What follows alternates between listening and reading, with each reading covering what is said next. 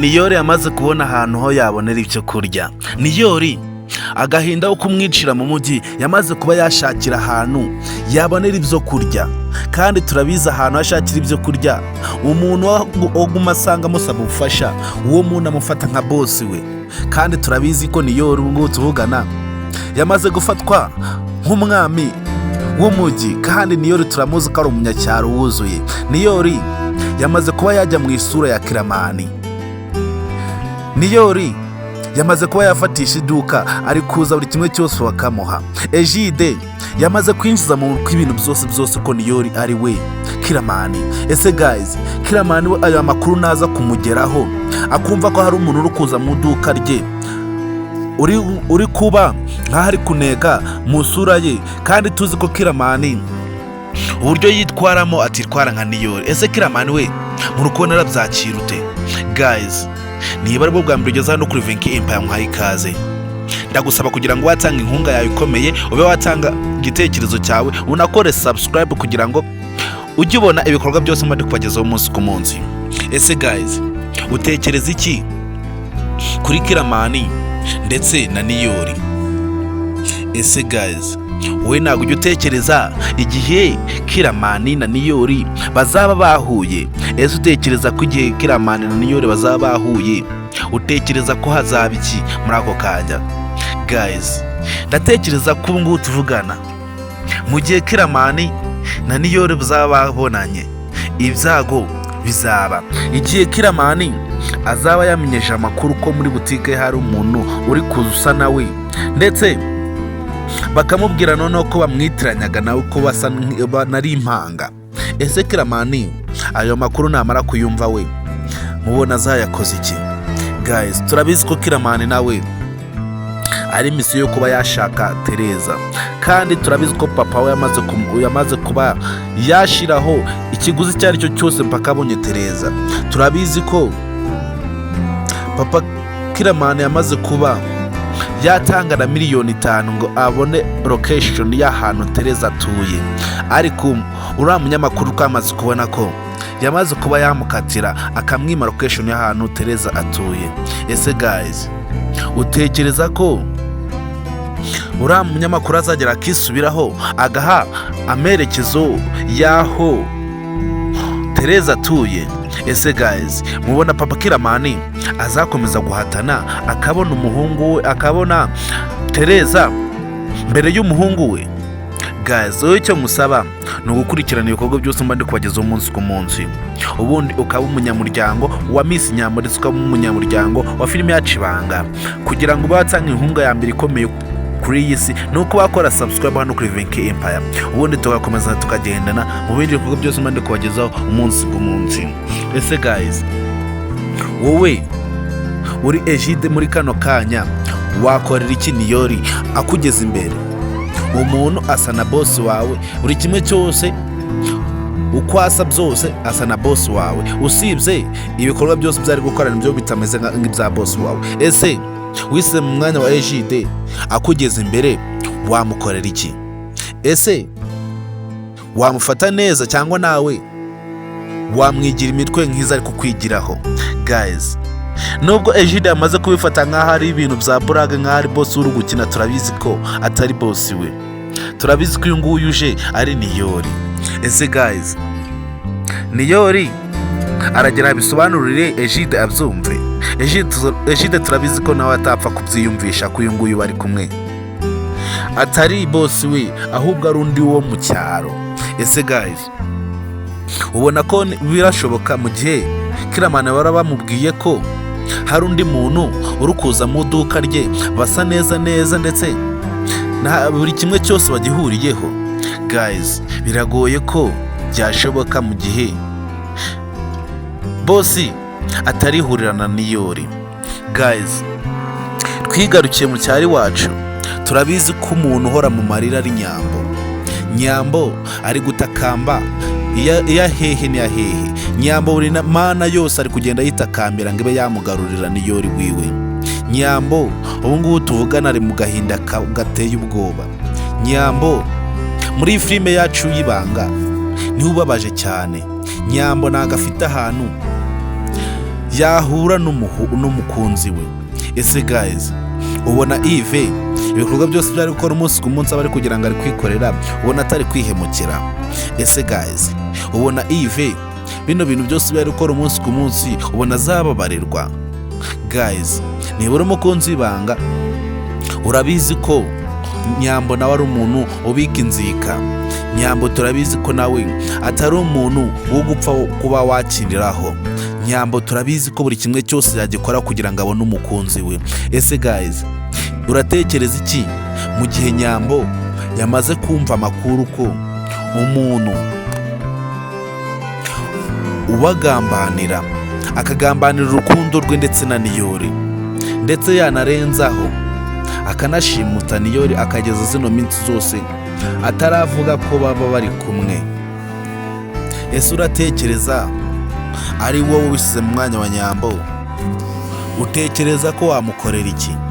Ese ubona Nyambo yakorera iki Yves kugira ngo abe yacika ku bugoryi aba yifite mu mutwe gwe? Yves turabizi ko nubwo yize ibikorwa byo bari gukorera Niyori abikora nk'umuntu wagarukiye mu kiburamwaka. Yves ibikorwa byose byo ari gukora umunsi ku munsi bimugira umwana kandi ari umuntu w'umugabo. Ese guys, Yves mubona afite amahirwe yo kuba yazatsindira Nyambo? Ese ubona Yves ikintu cyo yaharaniye azagera akakibona? Yves ubona azagera agatsindira umutima wa Nyambo? Ese ubona byashoboka mu gihe Nyambo atarumva amakuru ya Niyori ahantu ari, ndetse niba yaramwazi cyangwa se yarapfuye? Guys, wowe icyo musaba ni ukutazabura kuri episode ikurikira filime yacu Ibanga, cyangwa se bende sincere yose filime yacu Ibanga zazo guca hano kuri VNK Empire. Icyo musaba ni ukuba umunyamuryango, ubundi tugakomeza tukagendana mu bindi bikorwa byose mandi kubagezaho umunsi ku munsi. Kandi murabizi ko ubu ngubu tuvugana Gahima yamaze kwitura mu byago bizamukoraho. Murabizi ko episode yacu ikurikira yarangiye Gahima naho date barabitsinze bagiye gukorera amabi, hari umuntu wari ubaguyeho. Ese Gahima Ibanga yanze kuba yashira hanze ndetse bakarikorera ahantu hiherereye, ryaba rigiye hanze gutyo? Ese Gahima yabafashwe? Guys, Gahima turabizi afashwe ibintu byaba ni byinshi. Gahima turabizi namara gufatwa. Jojo turabizi ko imikino yamaze kuba yazishyira hasi. Gahima turabizi ko nawe azi neza umugore ukuntu ameze. Gahima azi neza ukuntu uburyo Jojo amufasha no kumuca inyuma, icyo yamukorera arakizi. Ese kuri no nshuro Gahima araricika? Ese Gahima umuntu wari ubinjiranye we na date yaba ari uwuhe? Icyo ndi gusabira ni date waje mu gakina atazi byarimo, date waje mu muriro atazi n'ukuntu agiye no kwitwika. Date ibi bintu byose bifata nk'ibintu byo gukina kandi nagazi ko ibi bintu biba ari seriye. Date akomeza kwibambaza kuri Gahima, Gahima nawe agakomeza kwibambaza kuri date. Kandi turabizi ko mu gihe Jojo azaba yamenyeje amakuru bwose ko bamuca inyuma, turabizi ko n'inzu bazaba barimo azahita yitwika. Jojo turabizi ko nta mikino agira ku mugabo we. Jojo turabizi ko uburyo akundamo Gahima, turabizi ko atemera kuba yamubabaza. Jojo turabizi ko urukundo akunda Gahima ni urukundo rw'ukuri, ndetse ni urukundo rushingiye ku kintu cya nyacyo. Ntago yamubabaza ndetse nta nubwo yatuma aba yababara. Icyo musaba wowe ntibura umukunzi w'Ibanga ni ukuba wakurikirana ibikorwa byose mari kubagezaho, ndetse nk'umuntu ukurikirana ibikorwa byose biba biri gukorerwa muri filime yacu Ibanga, ndetse nk'umuntu ukurikirana imigenzo zose ziba ziri kubera kuri tere. Icyo ngusaba no gukurikirana bende sincere yose filime yacu Ibanga, cyangwa se ugakurikirana episode yari yose filime yacu Ibanga, ubundi nkababwira ukuntu muri zino minsi ubundi tugiye kubagezaho utuntu k'ubwenge. Muri episode zigiye kuza zikurikira aho Niyori agiye guhura na mama Killaman. Niyori muri zino minsi, muri episode ziraza gukurikirana nyuma y'iminsi 3 cyangwa 4, Niyori agiye guhura na mama Killaman. Kandi turabizi ko Niyori na mama Killaman ntago baziranye. Mama Killaman we azi Killaman ko ari umuhungu we. Ese guys, ko ngusabye kuba wakurikirana episode ikurikira kuwa 3 niho bizaba byabaye. Episode ikurikira filime yacu Ibanga hari akantu kagiye kubamo, ubundi ube wabona ukuntu filime yacu Ibanga igiye kuba yaba umuriro. Killaman amakuru agiye kumenya sinzi niba arayakira. Killaman amakuru bagiye kumuhereza sinzi niba arayakira amahoro.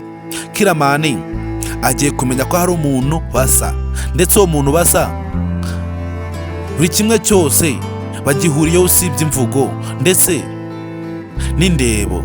Ese guys, uratekereza ko Killaman namara kumva ayo makuru yose ko hari umuntu basa ndetse uri kuza mu duka rye, ndetse uri no kuza ari no gusaba akazi mu duka rye, uratekereza ko Killaman kuri iyi nshuro noneho arakora iki? Guys, turabizi ko Killaman buri kimwe cyose nawe akora kiba kiri ku mubare. Turabizi ko Killaman nawe atari umuntu uhubuka. Killaman turabizi ko ari umuntu ukora ikintu yasezeranyeho n'abandi. Killaman turabizi ko nawe adapfa kuguhubukira ikintu ngapfe kukijandikamo wenyine. Ese guys, Niyori kuri ino nshuro yaba agiye kurokoka? Niyori yaba agiye guhabwa akazi? Ese Niyori yaba agiye kongera kuba yagira ubuzima bwiza? Ese guys, mu gihe Niyori none azaba yivumbuye akaba yacika akaba yatoroka akajya mu cyaro, utekereza ko Ive katazamubaho? Ese guys, ubundi ubona Niyori yatoroka akaba akarenga irembo akajya mu cyaro? Niyori turabizi ko nta nzira yo kuba yamucurazi. Niyori turabizi ko nzira yo kumucura nta niyo apfa kumenya. Icyo ngusaba wowe ni ukuba wakurikirana episode yari yose filime yacu Ibanga aho ivi ikagera. Guys, turabizi ko ubu ngubu tuvugana Rufendeke yamaze kuba yafata umwanzuro wo kuba yagurisha umwana ndetse bakamushingira kuri papa Killaman. Rufendeke ndetse na kariya kakobwa kabana na Anita bafashe umwanzuro ko bagiye gufata umwana wa Anita bakamushingamo business. Bafashe umwana wa Anita ko bagiye kumushingamo alimentation yo kuza ibiheri cyo kurya. Ese guys, niba mara kubikora umwana bakamushingira papa Killaman, Anita warakora iki? Ese Anita we icyo kintu azacyemera? Guys, turabizi ko Anita ari umuntu ugira ubwenge, ndetse turabizi uburyo akunda mu boss we ndetse n'umuhungu we. Turabizi ko atapfa kubahemukira ngo apfe kuba yabarundaho umwana ndetse umwana utari uwabo. Turabizi ko Anita icyo cyaha atapfa kugikora. Icyo ngusaba wowe ni ugukurikirana episode yari yose filime yacu Ibanga cyangwa se bende sense yose filime yacu Ibanga, ubundi nkakwereka utuntu twikorera.